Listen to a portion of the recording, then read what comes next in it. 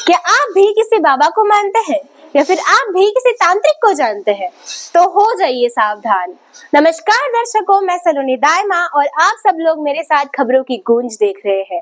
आज के हमारे इस वीडियो में हम ओडिशा में रह रहे एक परिवार के बारे में जानेंगे।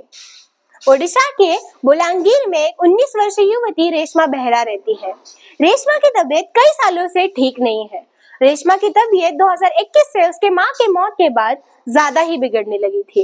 इसी के चलते उसके पिता उसे हर अस्पताल में लेके गए। हर अस्पताल में उसका इलाज हुआ, लेकिन वह ठीक नहीं हुई। इसलिए उसके पिता ने यह फैसला लिया कि वह उसे एक तांत्रिक के पास लेके जाएंगे।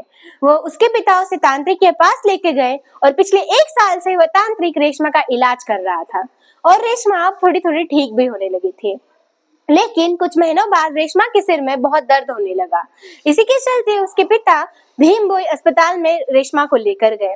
रेशमा का वहां पे सिटी स्कैन हुआ और जब सिटी स्कैन हुआ तब ऐसा पता चला कि उसकी खोपड़ी में 22 सुइया है। जी हाँ, 22 सुइया थी उसकी खोपड़ी में। फिर उसका इलाज कराया गया और उसके सिर में से 8 सुइया बाहर निकाली गई, लेकिन फिर भी रेशमा के सिर में दर्द बरकरार रहा।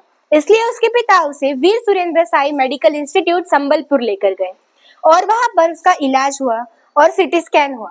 सिटी स्कैन होने के बाद यह पता चला कि उसके सिर में 77 सुइया थी और वह पूरी 77 सुइया वहां के डॉक्टरों ने उसके सिर से निकाल दी और उसका ऑपरेशन सफल रहा।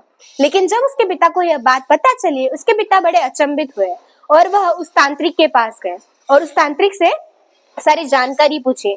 तो उस तांत्रिक ने खुद कबूल किया कि उसने ही रेशमा की खोपड़ी में 77 सुइयां लगाई थी और वह तांत्रिक आज संबलपुर के जेल में है। तो दर्शकों, अगर आप भी किसी ऐसे तांत्रिक के पास जाते हैं तो सावधान रहिए।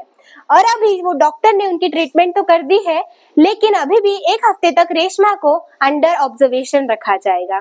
किसी भी तांत्रिक के पास जाने से पहले सावधान रहिए, सतर्क रहे, सावधान रहे और अपना बहुत बहुत ध्यान रखिए।